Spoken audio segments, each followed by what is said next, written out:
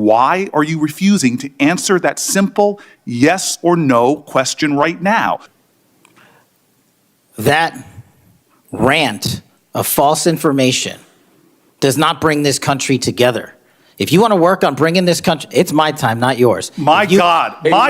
If you want to talk about dividing this country, it is my time. I follow you on your social media posts that tear this country apart. To address your falsehoods. Oh, you can try all you want in this country. To not take responsibility for what you have said. Sir, you're making a mockery of this committee. Sir, you don't tell me my time is over. The people of New Jersey tell me what my time is. You can't lecture me. You can tell me my time's over. You may be the charge of the FBI, I'm not going anywhere. but I am not afraid of you, Mr. Chairman. Not afraid of you. Kash Patel thought he was walking into just another hearing. Sit down, dodge some questions, throw some numbers out, walk away clean. He has done it before.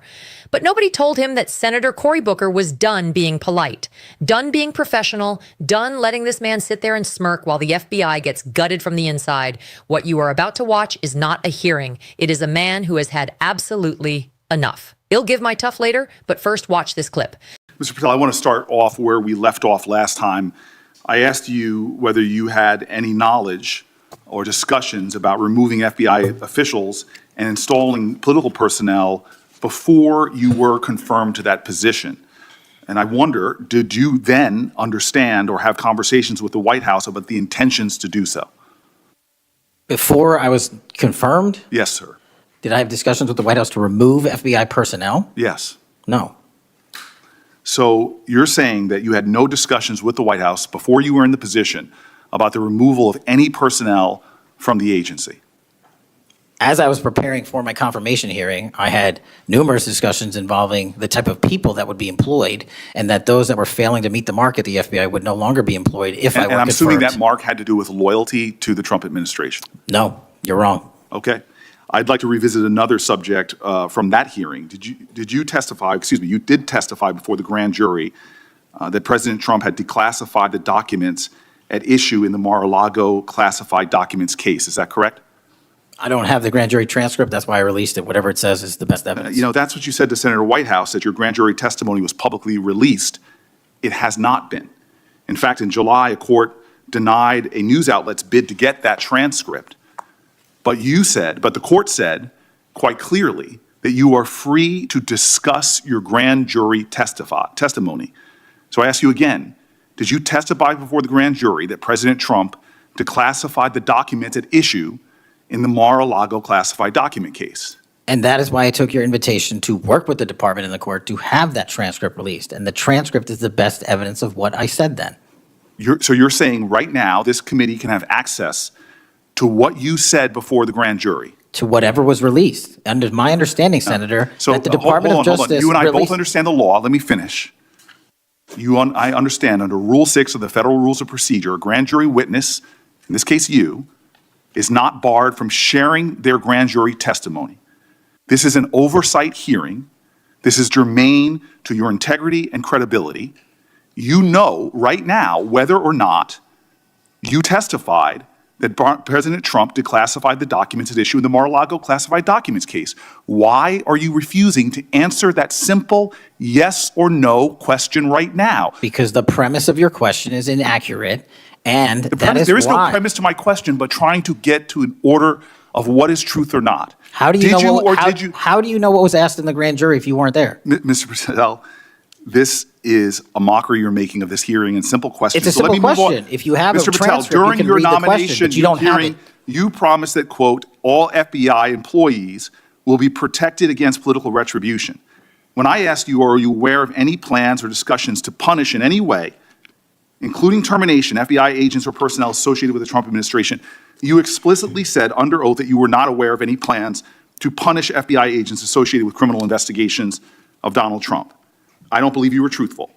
Firing FBI employees based solely on the cases that they are investigating, their case assignments, is illegal, and you know that.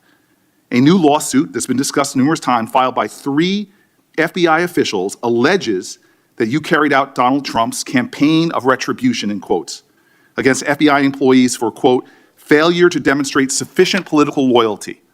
One of those plaintiffs has been discussed today, Brian Driscoll. Now, we know, 20 years of distinguished service to the FBI before you terminated him.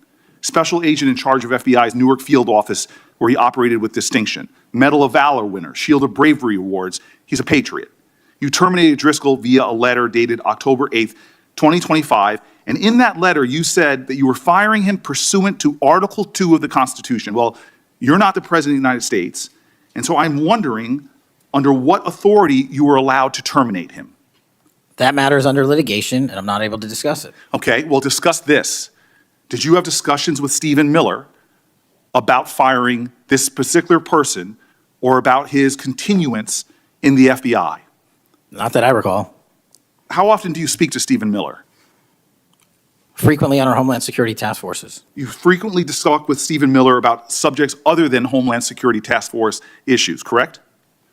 I frequently talk to Mr. Miller about Homeland Security task forces. Has Stephen Miller ever given you his opinions on how to run your agency? Mr. Miller's interagency operations are invaluable to the FBI. That's what we talk about. So you frequently discuss your job and your responsibilities with Stephen Miller and Pam Bondi, I imagine, as well. Absolutely. She's the Attorney General. Understood. Okay. Donald Trump promised to make us all safer. You have pushed out senior FBI agents with decades of knowledge and experience. In fact, this is the first time in FBI history that neither the director nor the deputy director have any experience with the FBI. You've shifted the agency's priorities primarily to pursuing Donald Trump's immigration enforcement agenda. According to ICE data, the Cato Institute, which is a conservative think tank, found that 20% of all agents have been diverted from their work to assist ICE immigration enforcement. 20%. Part of this operation is the work of mass law enforcement who jump out of cars, snatch people off streets at churches, schools, and their jobs and hospitals. Have there been any FBI agents who investigate crimes against children that have been assigned to immigration enforcement, yes or no?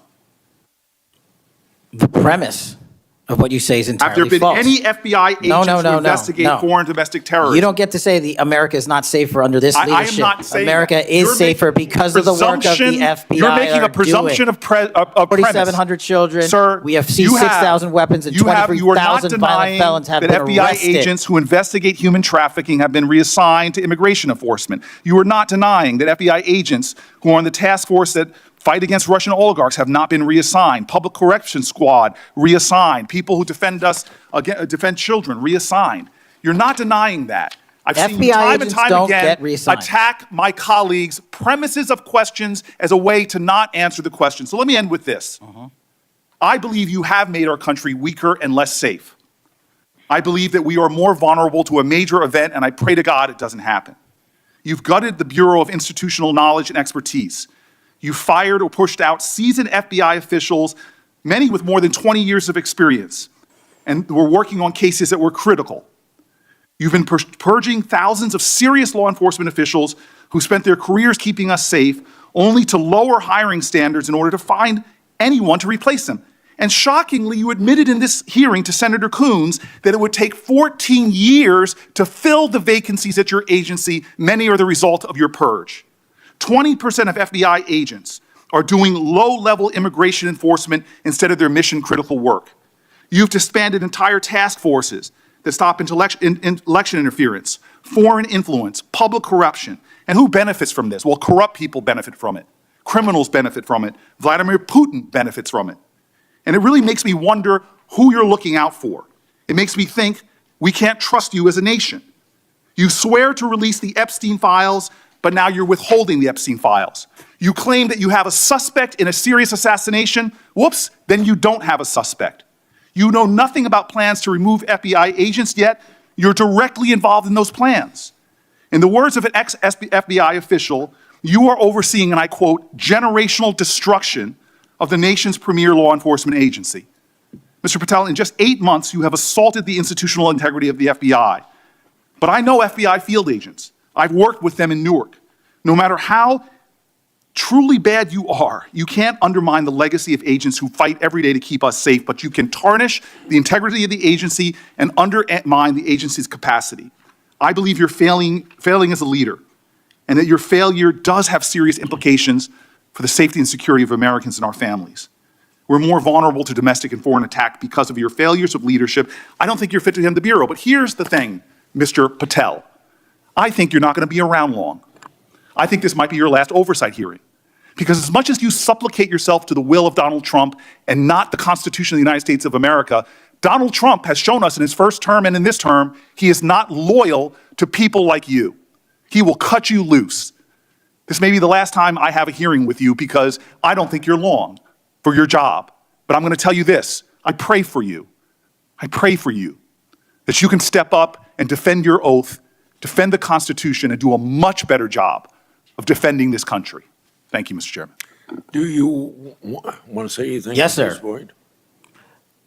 That rant of false information does not bring this country together.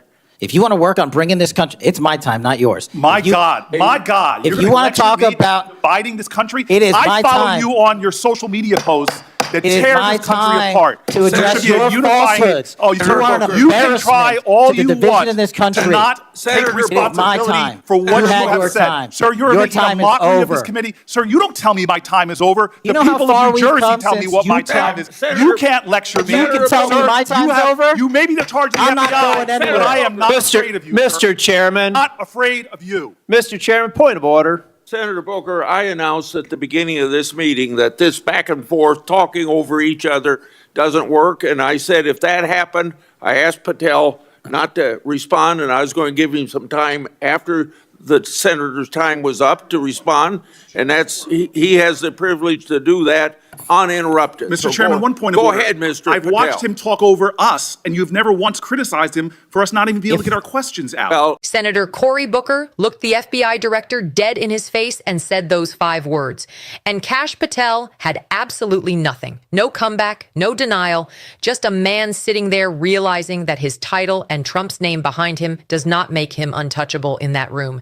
And then there is Stephen Miller. Kash Patel admitted on camera that he talks to Stephen Miller frequently, not just about Homeland Security, frequently about his job, about his decisions, about who stays and who goes at the FBI. The man running the FBI is taking instructions from a White House political operative about how to run the nation's premier law enforcement agency. And he said it out loud, under oath, like it was completely normal.